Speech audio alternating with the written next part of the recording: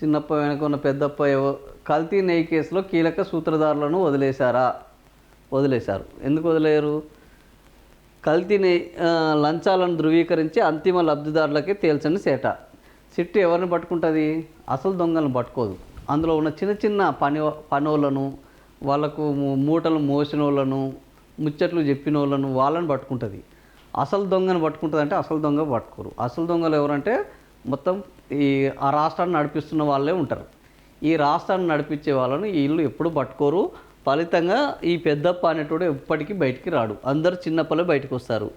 ఈ ప్రశ్నలకు బదులైంది టీటీడీ నెయ్యి కొనుగోలు టెండర్ నిబంధనలను 2019 ఆగస్టులో పటిష్టం చేస్తూ అప్పటి ఈవో ఉత్తర్వులు ఇస్తే 2019 డిసెంబర్లో వాటిని సడలిస్తూ చైర్మన్ వైవి సుబ్బారెడ్డి పాలక మండలి ఎందుకు నిర్ణయం తీసుకుంది? నెయ్యి ఉత్పత్తి సామర్థ్యాన్ని తగ్గించడం వెనుక మర్మం ఏంటి? తిరుమల శ్రీవారి లడ్డూ ప్రసాదం తయారీ ఇతర అవసరాలకు ప్రైవేట్ డైరీలకు కల్తీ నెయ్యి సరఫరా చేసింది. తద్వారా సహకార డైరీలకు దారులు మూసేసి ప్రైవేట్ డైరీలకు రాచబాట వేసింది. కల్తీ నెయ్యి కుంభకోణంలో అప్పటి టీటీడీ చైర్మన్ అంత వైవి సుబ్బారెడ్డి.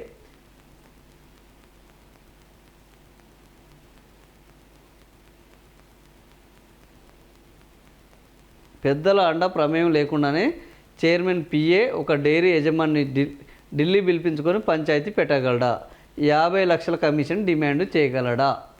సో ఇది ఓవరాల్గా దేశవ్యాప్తంగా సంచలనం. ఇప్పుడు కల్తీ నెయ్యి వ్యవహారం ఏంది? ఇప్పుడు కల్తీ నెయ్యి వ్యవహారంలో తమకు జరిగిన ఘోరమైన పరాభవాన్ని టీడీపీ కూటమి నాయకులు కడిగేసుకునే వార్తలు ఇవి. వాస్తవానికి నాకు తెలిసి ఇప్పుడు పెద్దప్ప అని ఇన్ని రోజులు ఎందుకు ఆలోచించలేదు వీళ్ళు? పెద్దప్ప గురించి ఇన్ని రోజులు ఈ ప్రశ్న ఎందుకు రాలేదు? కల్తీ నెయ్యి జంతువు ఏది కొవ్వులు ఇందులో కలిశాయి అన్న దానితోటి సుప్రీంకోర్టు వీళ్ళ చెంపలు పక్కన వలగొట్టింది. ఎవరిది? కూటమి నాయకులై. అందులో కల్తీ నెయ్యి కలవలేదు, జంతు కలేబరాల నెయ్యి లేదు, జంతు కలేబరాల నూనె లేదు, జంతు కొవ్వులు కలవలేదు.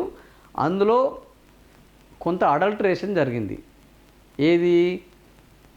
మిగిలిన నూనెలు మనం వాడేది సుప్రీంకోర్టు చెప్పిన దాని ప్రకారం జంతువుల కొవ్వు తప్ప ఓన్లీ కొన్ని రసాయనాలు, మంచి సువాసనలు వచ్చే రసాయనాలు కలిపారు, డాల్డా కలిపారు. ఈ రెండు, ఈ సువాసనలు వచ్చే రసాయనాలు ఈ డాల్డా కలపడం వల్ల నెయ్యి కల్తీ అయింది తప్ప అందులో జంతు కొవ్వులు అందులో అపవిత్రం కాలేదు. కల్తీ కావడం వేరు, అపవిత్రం కావడం వేరు. కల్తీ కావడము అనేది అందులో నెయ్యిలో సరైన ప్రమాణాలు పాటించకపోవడం కల్తీ కావడం. కల్తీ అంటే ఏంది? ప్రమాణాలు పాటించకపోవడం. అపవిత్రం అంటే ఏంది? అందులో ఆ పరిశుద్ధతను దెబ్బతీయడం, జంతువుల యొక్క కొవ్వుతో తీసిన నూనెలను అందులో కలపడం. ఈడ అపవిత్రం కాలేదు అని సుప్రీంకోర్టు వీళ్ళ చెంపలు వలగొట్టేటట్టు చెప్తే, ఇప్పుడు అరే మనం ఇంత ఘోరమైన ప్రచారం చేసి వైఎస్ఆర్సీపీని ఇరికిద్దాం అనుకుంటే వాళ్ళు టక్కున తప్పించుకున్నారు. అయినా మరి ఇప్పుడు మనకు ఇది ఇజ్జత్ పోయే కార్యక్రమం ఉందని ఇప్పుడు కల్తీ జరిగింది.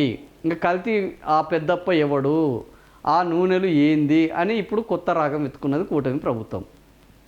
అసలు ఈ కల్తీ దీనివల్ల ఏ భక్తుడైనా దీని మీద ఇప్పటివరకు కంప్లైంట్ చేశాడా?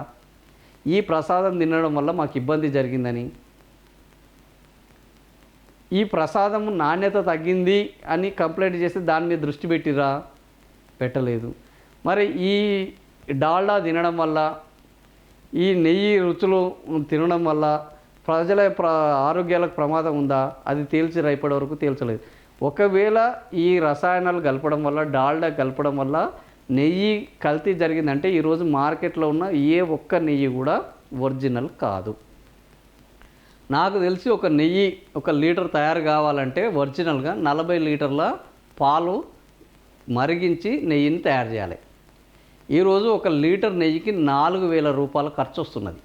4,000 రూపాయల ఖర్చు వస్తుంది.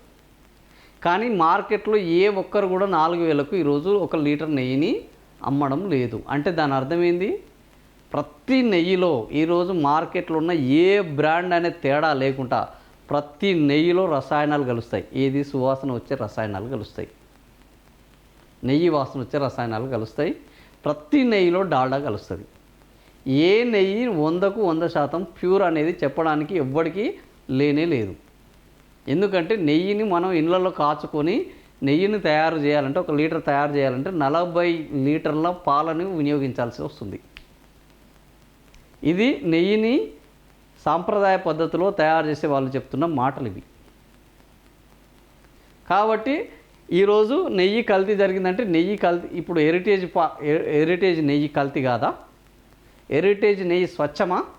హెరిటేజ్ నెయ్యి స్వచ్ఛము అని తేల్చి ఇది కూడా కల్తీ నెయ్యి ప్రసాదము, తిరుపతి నెయ్యి కూడా కల్తీ నెయ్యి అని తేల్చాలి. హెరిటేజ్ చేసేదంతా కల్తీ వ్యాపారం. నెయ్యి బ్రాండ్లన్నీ కల్తీ ఉన్నది. కానీ ఓన్లీ తిరుపతి లడ్డు మీద ఎందుకు పడ్డరు?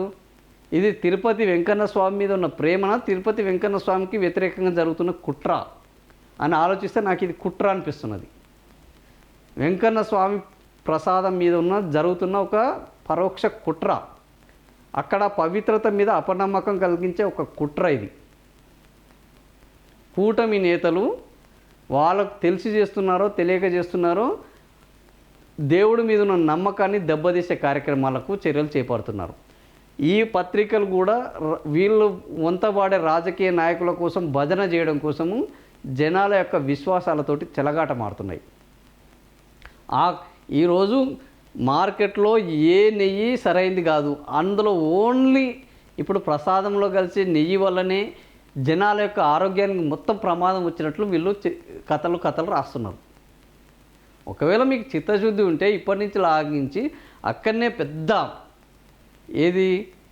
పాడి పశువులను పెట్టి అక్కడనే పాలను పిసికి అక్కడనే సంప్రదాయ పద్ధతిలో ఈరోజు మనకు గానిగ నూనెలు వచ్చినట్టు అక్కడ సంప్రదాయ పద్ధతిలో వెంకటేశ్వర స్వామికి పవిత్రంగా ఆవులను తీసుకొచ్చి వాటిని అద్భుతంగా పోషించి వాటికి మంచి ఆహారాన్ని ఇచ్చి మంచి నెయ్యితోటి ప్రసాదం చేస్తున్నాము. ఈ ప్రసాదం తింటే మీ ఆరోగ్యం మరింత మెరుగవుతుందంటే ఆ ప్రసాదానికి ఇంకా విలువ పెరుగుతుంది, పవిత్రత పెరుగుతుంది, భక్తి పెరుగుతుంది, వచ్చే యొక్క భక్తుల విశ్వాసం పెరుగుతుంది. ఈ పనులు చేయాలి. ఎంతసేపటికి దాని మీద అపనమ్మకం పెరిగే విధంగా దాని పవిత్రతను దెబ్బతీసే విధంగా ఈ కూటమి నేతలు నాకు తెలిసి నేను మొన్న చెప్పినట్టు మళ్ళా అలిపిరిలో చంద్రబాబు నాయుడికి వెంకటేశ్వర స్వామి శిక్ష విధించాడు. నువ్వు ఇట్లాంటి ఈ చర్యలు చేపడితే దెబ్బలు తప్పవు అని ఆయనకు ఒక రుచి చూపెట్టాడు. నాకు తెలిసి అప్పటి నుంచి అలిపిరి వెంకన్న స్వామి మీద ఈయన కక్ష కట్టినట్టున్నాడు. ఆ వెంకన్న స్వామి వేద పాఠశాల లేకుండా చేశాడు. వెంకన్న స్వామి పరకామణి దాంట్లో ఇదిలో వెంకన్న స్వామి గోపురంలో తాపడంలో అనుమానాలు రేకెత్తించడం, వెంకన్న స్వామి ప్రసాదం మీద నీడలు కమ్ముకునేటట్లు పొద్దున లేస్తే ప్రచారం చేయించడం. వెంకన్న స్వామి మీద భక్తి ఉంటే ప్రసాదాన్ని ఇప్పటివరకు ఇట్లా జరిగింది, ఇక్కడి నుంచి మేము 1,00,000 ఆవులను తిరుపతిలో ఒక పెద్ద గోశాల తయారు చేస్తాము. ఆ గోశాల నుంచి పిండిన పాల ద్వారానే, ఆ గోశాలలోని పాలతోటి తీసిన నెయ్యి ద్వారానే, అది కూడా సంప్రదాయ పద్ధతిలో ఒక్క రసాయనం వాడకుండా ఇంత కల్తీ జరగకుండా ఈ గోశాల నుంచి ఇక్కడి నుంచి ఈ నెయ్యి వస్తుంది. ఈ నెయ్యి నుంచి ఇది జరుగుతుంది. అసలు పాడి రైతులు కూడా ఎందుకు ఈరోజు జీర ట్రస్ట్లో ఒక గోశాల పెట్టుకున్నారు, ఒక ట్రస్ట్లో ఇంకొక ఆశ్రమంలో గోశాల పెట్టుకుంటున్నారు. ఏ ఆశ్రమానికి ఆ ఆశ్రమాలు గోశాల పెట్టుకొని అక్కడి నుంచెల్లే పాలను నెయ్యిని తీసుకుంటున్నాయి. మరి ఇంత పెద్ద తిరుమల తిరుపతికి గోశాల పెట్టుకుంటే ఏమవుతుంది? గోవులను సంరక్షించినట్టు అవుతుంది. ఎక్కడైనా గోవులను తరలిస్తుంటే వాళ్ళని కూడా అక్కడికి తీసుకెళ్ళి ఆ గోవులను కూడా సంరక్షించినట్టు అవుతుంది. స్వచ్ఛమైన పాలు, స్వచ్ఛమైన పెరుగు, స్వచ్ఛమైన నెయ్యి లభిస్తుంది. ప్రజల ఆరోగ్యం బాగుపడుతుంది. వెంకన్న స్వామి మీద ఉన్న నమ్మకం పెరుగుతుంది. లడ్డు మరింత రుచిగా మారుతుంది. రుచిగా కాకుండా ఆరోగ్యంగా మారుతుంది. ఇవన్నీ చేయొచ్చు కదా, ఎందుకు చేయరు? ఇప్పుడు ఈ వెంకన్న స్వామి కల్తీ నెయ్యి వెనుక రేపు హెరిటేజ్ నెయ్యి రావాలి ఆ ప్లేస్కి.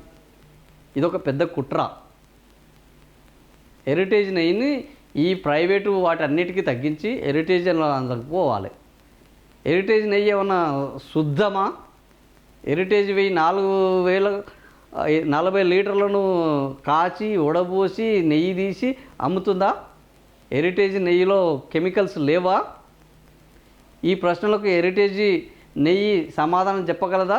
పరీక్షలకు నిలవగలదా? ఈ లడ్డూని పరీక్ష చేస్తే అంటే హెరిటేజ్ నెయ్యిని పరీక్ష చేస్తే హెరిటేజ్ నెయ్యిలో ఏంది డాల్డా ఈ రసాయనాలు ఉన్నట్టు తేలవా? మరి వాటి గురించి ఎందుకు మాట్లాడదు ఈ చంద్రబాబు ప్రభుత్వం, కూటమి ప్రభుత్వం? ప్రజల ఆరోగ్యమే కదా హెరిటేజ్ నెయ్యి కూడా. హెరిటేజ్ నెయ్యిని ఏమి గ్రహాంతర వాసులు తాగుతలేరు కదా. సో ఇది ఒక పెద్ద కుట్ర. ఈ పెద్దప్ప చిన్నప్ప కాదు, ఇది ఈ వెంకన్న స్వామి మీద చేస్తున్న కుట్రగా నేనైతే అనుకుంటున్నాను. మీరేమనుకుంటారు మీరు చెప్పండి.